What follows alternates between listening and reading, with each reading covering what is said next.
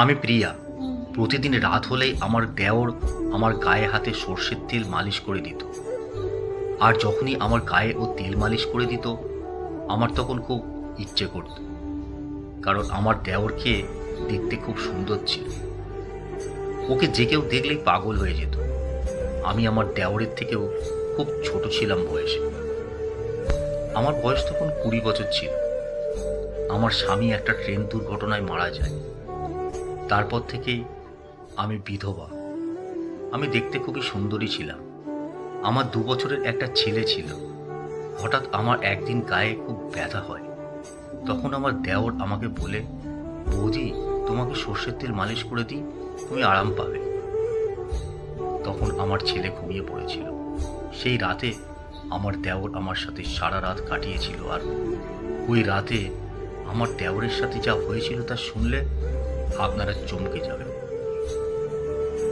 আমার দেওর আমার সাথে, আমার যখন 15 বছর বয়স, তখনই আমার মা বাবা আমাকে বিয়ে দিয়ে দেয়। কারণ আমার বাবা খুবই গরিব মানুষ ছিলেন। কিন্তু আমার কপালটা এতটাই খারাপ, বিয়ের 1 বছরের মাথায় আমার স্বামী একটা রেল দুর্ঘটনায় মারা যায়। তখন আমি খুবই কষ্টে ছিলাম। ভগবানের কাছে এটাই বলতাম, ঠাকুর, আমার কপালে এত দুঃখ কেন লিখে দিল। বিয়ের পর থেকেই আমার স্বামী আমায় খুব অত্যাচার করত, কিন্তু তারপরেও সে তো আমার স্বামী ছিল। আমি তাকে খুব ভালোবাসতাম। আমি একটা হোটেলে কাজ করতাম। বিয়ের পর থেকে আমার স্বামী কোনো কাজ করতো না। আমি যা মাইনে পেতাম ওটা দিয়েই আমাদের সংসার চলত।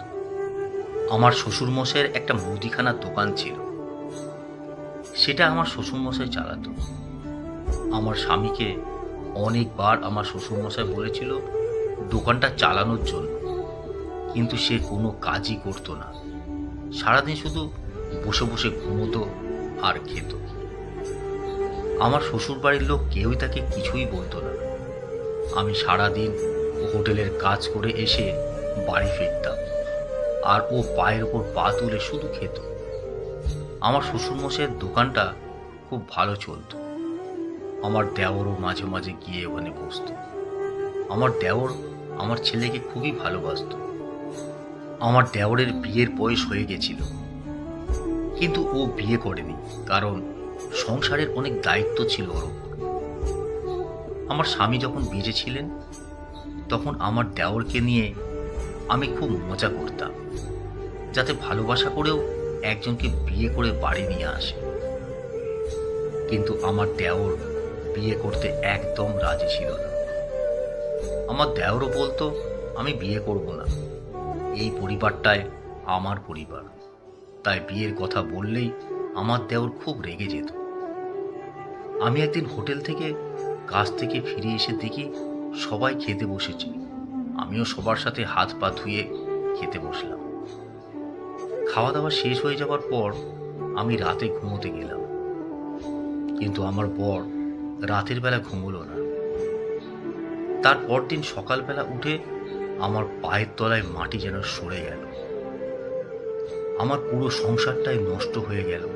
স্বপ্নেও কোনোদিন ভাবতে পারিনি যে একটা রাতের মধ্যেই আমার জীবনটা এইভাবে শেষ হয়ে যাবে। ওই সময় আমার বাচ্চা ছেলেটার বয়স মাত্র 2 বছর। সে তো এটাও বুঝতো না যে তার বাবা তাকে একা রেখে সারা জীবনের জন্য দুনিয়া থেকে চলে গেছে। সে যে আর কোনোদিনও ও বাবা বলে ডাকতে পারবে না, কারণ তার বাবা যে আর এই পৃথিবীতে নেই। বরের চলে যাওয়ার পরে তো ভেবেই নিয়েছিলাম যে আমার জীবনে আর তো কোনো খুশি নেই, সবই তো শেষ হয়ে গেছে। কারণ যতই হোক না কেন, একটা বিধবা মহিলার জীবন কিন্তু অনেক কষ্টের হয়। স্বামী খারাপ হোক ভালোই হোক, সে যেমনই থাক না কেন, সে তার স্ত্রী ও বাচ্চার মাথার ছাতা হয়ে থাকে। বরের মারা যাওয়ার পরে আমার মাথার ছাদটা সরে গেছিল। এমনকি বরের মারা যাওয়ার পরে আমার বাবা মা এসেছিল আমাকে বাড়ি নিয়ে যাওয়ার জন্য। আমার বাবা অনেক গরিব ছিলেন, কিন্তু তারপরও তিনি আমাকে তাদের সাথে বাড়ি নিয়ে যাওয়ার জন্য এসেছিল। কিন্তু সেদিন আমার দেওর আমার মায়ের সামনে আমার মাথায় অনেক ভালোবেসে হাত বুলিয়ে দিয়ে বলেছিল, তুমি কোথাও যাবে না, তুমি এই বাড়িতেই থাকবে, এই বাড়িটা তো তোমার, তাই তুমি এই বাড়িতেই থাকবে। তারপর আমার দেওর আমার বাবা মাকে বলেছিল, ওরা যদি আমাদের এই বাড়ি ছেড়ে চলে যায় তাহলে আমি কিভাবে একা থাকব? আপনারা এটা একবারও ভেবেছেন? তাই আপনারা একদম নিশ্চিন্তে থাকবেন, আমি ওদের খুব ভালোভাবে রাখব, তাদের কোনো কষ্ট হতে দেব না। সেদিন দেওরের কথা শুনে আমি আর বাবা মায়ের সঙ্গে বাড়ি যাইনি। তারপর সেদিন রাত্রিবেলায় যখন বরের কথা মনে করে আমি নিজের ঘরের দরজাটা একটা কোনায় বসে আমার ছেলেকে জড়িয়ে ধরে কান্নাকাটি করছিলাম, ওই সময় আমার কান্নার আওয়াজ পেয়ে আমার দেওর বাটির মধ্যে কিছু খাবার নিয়ে আমার কাছে এলো। কারণ আমার স্বামী চলে যাওয়ার পরে তো আমি 2-3 দিন ধরে না খেয়েছিলাম। তারপর সেদিন রাতে আমার দেওর আমার হাত ধরে সোফায় বসিয়েছিল এবং আমার ছেলেকে নিজের কোলে নিয়ে অনেক আদর করেছিল। আমার ছেলেকে আমার দেওর নিজের ছেলের মতো ভালোবাসত। তারপর আমার দেওর আমার পাশে বসে ও অনেক আদর করে, আমার চোখের জল মুছে দেয়। ও আমার হাত ধরে বলে, তুমি একদম চিন্তা করো না, আমি তো আছি তোমার পাশে, তুমি আমার দাদার বিধবা হয়ে গেছো, এর থেকে কষ্টদায়ক কথা আমার কাছে আর কিছুই হতে পারে না। তুমি যেমন তোমার স্বামীকে হারিয়েছ, ঠিক সেই রকম আমি আমার দাদাকে হারিয়েছি। আমি আমার দাদাকে কতটা ভালোবাসতাম সেটা তুমি কিন্তু খুব ভালো করেই জানো। কিন্তু তা সত্ত্বেও বুকে পাথর রেখে সব কিছু মেনে নিতে হচ্ছে। কিন্তু আমার দাদার ছেলে মানে আমার ছেলে, আমাকে বাবা বলেই ডাকবে। তারপর আমার দেওর অনেক ভালোবেসে আমাকে নিজের হাতে খাবার খাইয়ে দেয় এবং জানি না কেন সেদিন আমার দেওর আমার প্রতি অনেক স্নেহ দেখে আমিও তার ভালোবাসায় কিন্তু উন্মুক্ত হয়ে পড়েছিলাম। বরের মারা যাওয়ার পরে আমার দেওর আমার এতটাই যত্ন করতে শুরু করলো যে আমি দিন দিন তার প্রতি ভালোবাসায় জড়িয়ে যাচ্ছিলাম। যতবার আমার মনে দেওরের প্রতি কিছু উল্টোপাল্টা ভাবনা আসতো তখনই আমি নিজেকে আটকে রাখতাম, কারণ আমি একজন বিধবা মহিলা।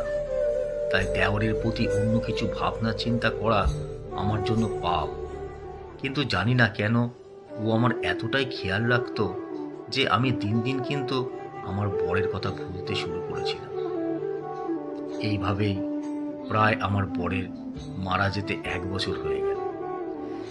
এই 1 বছরে দেওরের আমার প্রতি যত্ন ও ভালোবাসা পেয়ে আমি বরকে ভুলতে শুরু করেছিলাম। এদিকে আমার ছেলেও আমার দেওরকে বাবা বলতে শুরু করেছিল। তারপর সেদিন আমি যখন আমার মায়ের কাপড় কাচার পরে ছাদে মেলে দিতে নিয়ে যাচ্ছিলাম, তখন হঠাৎ করে আমি সিঁড়ি থেকে পা মুচড়ে নিয়ে পড়ে যাই। আমার পড়ে যাওয়ার আওয়াজ শুনতে পেয়ে আমার দেওর আমার ছেলেকে ঘরে বসিয়ে রেখে যখন আমার কাছে আসে তখন দেখে যে আমি পা মুচড়ে ব্যথার চোটে নড়াচড়াও করতে পারছি না। ওই সময় পায়ের ব্যথার জন্য মনে হচ্ছিল যেন আমার প্রাণটাই বেরিয়ে যাচ্ছে। তখন আমার দেওর আমার কাছে এসে আমার হাত ধরে আমাকে ওঠানোর চেষ্টা করলো। ও বলল, তুমি কিভাবে কাজ করো, নিজের খেয়ালটা রাখতে পারো না? তোমার যদি কিছু হয়ে যায় তাহলে তোমার ছেলেটার কি অবস্থা হবে, একবার ভেবে দেখেছো? ওই সময় আমার দেওর যখন আমার যত্ন করছিল তখন আমি তার দিকে এক দৃষ্টিতে তাকিয়েছিলাম এবং জানি না কেন আমার মনে একটা উত্তেজনা চলছিল। তারপর আমার দেওর যখন আমার হাত ধরে ওঠানোর চেষ্টা করে তখন আমি ব্যথার চোটে অনেক বেশি কান্নাকাটি করছিলাম, এমনকি আমার দাঁড়ানোরও ক্ষমতাটুকু হচ্ছিল না। তারপর বাধ্য হয়ে আমার দেওর যখন দেখে যে আমি পা নিয়ে দাঁড়াতেও পারছি না তখন আমাকে কোলে তুলেছিল এবং আমাকে কোলে তুলে ঘরের বিছানায় বসিয়ে দিয়েছিল। বলেছিল, তুমি এখানেই বসে থাকো, আমি গরম সর্ষের তেল নিয়ে আসছি, গরম সর্ষের তেল দিয়ে তোমার পাটা মালিশ করলে তুমি একটু আরাম পাবে। তারপরে আমি ডাক্তারের কাছে গিয়ে তোমার পায়ের ব্যথার জন্য ওষুধ নিয়ে আসবো। জানি না কেন ধীরে ধীরে আমার মনে হচ্ছিল আমি যেন আমার দেওর আমার কাছে পেতে চাইছি। তার মায়া ভরা কথা এবং আমার ছেলের প্রতি এত ভালোবাসা দেখে আমি তখন আমার দেওরের হাত ধরে বললাম, আমি আপনার দাদার বিধবা বলে আপনি আমার খেয়াল রাখেন, নাকি আপনার মনেও আমার প্রতি অনেক ভালোবাসা রয়েছে? আমার দেওর তখন আশ্চর্য হয়ে নিজের হাত থেকে আমার হাতটা ছাড়িয়ে দিয়ে বলল, তুমি এগুলো কি ধরনের কথা বলছো? আমি তোমাকে কোনোদিনও কিন্তু সেরকম নজরে দেখিনি, কারণ তুমি আমার দাদার বিধবা। আমি তখন রেগে আমার দেওরকে বললাম, আপনার দাদা মারা গেছে, আমি আপনার দাদার বিধবা, কিন্তু এইভাবে কতদিন চলবে? সমাজের লোকেরা তো এটাই বলে যে আমাদের সব রকম সম্পর্ক আছে। আমার দেওর তখন যা বলেছিল সেটা শুনে তো আমার পায়ের তলা থেকে যেন মাটিটাই সরে গিয়েছিল। আমার দেওর তখন বলেছিল, সমাজের লোকেরা কে কি ভাবছে তাতে আমার কোনো কিছু যায় আসে না। আমি তোমার জন্য একটা ভালো ছেলের খোঁজ করছি, এবং ভালো ছেলের খোঁজ পেলেই আমি তোমার বিয়ে দেব। তাহলেই তো সমাজের লোক আর আমাদের ব্যাপারে খারাপ কিছু ভাববে না। আমি আমাদেরকে আমার মনের কথা সব বলে দিলাম। তখন আমার দেওর আমার ওপর খুব রাগ করল আর বলল, আমি তোমাকে কেন, আমি কোনো মেয়েকে বিয়ে করতে পারবো না। কারণ আমার দেওর একজন নপুংসক ছিলেন, এই কারণে ও কখনো বিয়ে করেননি, আর এই জন্যই ও আমাকে ভালোবাসা সত্ত্বেও বিয়ে করতে রাজি হয়নি। ও আমাকে বলেছিল, আমি যদি তোমাকে বিয়ে করি তাহলে কোনোদিন স্বামীর সুখ দিতে পারবো না, এবং তোমার পুরো জীবনটাই নষ্ট হয়ে যাবে। এসব কিছু জানার পরেও কি তুমি আমাকে বিয়ে করবে? কারণ তুমি তো কোনোদিন স্বামীর সুখটাই আমার কাছ থেকে পাবে না, তুমি শুধু আমার কাছ থেকে মুখের ভালোবাসা ও যত্ন পাবে, কিন্তু কোনোদিন স্বামীর আদর ও সুখ পাবে না। এবার তুমিই বলো, তুমি কি সব কিছু জানার পরেও আমার মতো একজন এরম ছেলের সঙ্গে বিয়ে করতে তোমার বাকের জীবনটা কাটাতে পারবে? দেওরের মুখ থেকে সব কিছু সত্যি কথা জানার পরে তো আমার মাথায় যেন আকাশ ভেঙে পড়েছিল। তারপর কিছুক্ষণ আমার দেওরের চোখের দিকে তাকানোর পরে আমি ওনার হাত ধরে বলেছিলাম, আমার প্রতি এতটা ভালোবাসা ও যত্নই আমার জন্য অনেক, তাই আমি মনের ভালোবাসা পেয়ে চিরকাল কাটিয়ে দিতে পারবো। তাই আমি তোমাকে বিয়ে করতে রাজি আছি, কারণ শরীরের সুখের চাইতে মনের সুখটাই হচ্ছে আসল ভালোবাসা। তারপর কিছুদিন পরে আমার বাবা মাকে ডেকে আমি সব কিছু বলেছিলাম, এবং আমার বাবা মাও চেয়েছিল যে আমার দেওরের যাতে আমার সঙ্গে বিয়ে হয়ে যায়।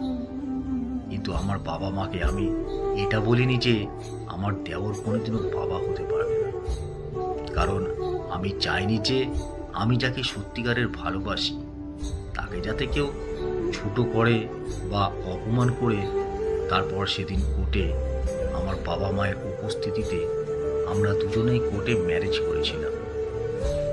বিয়ের পরে এখন প্রত্যেক দিন রাতে আমার দেওর মানে আমার দ্বিতীয় বর আমার গায়ে হাতে তেল মালিশ করে দেয়। এখন আমি অনেক খুশি আছি।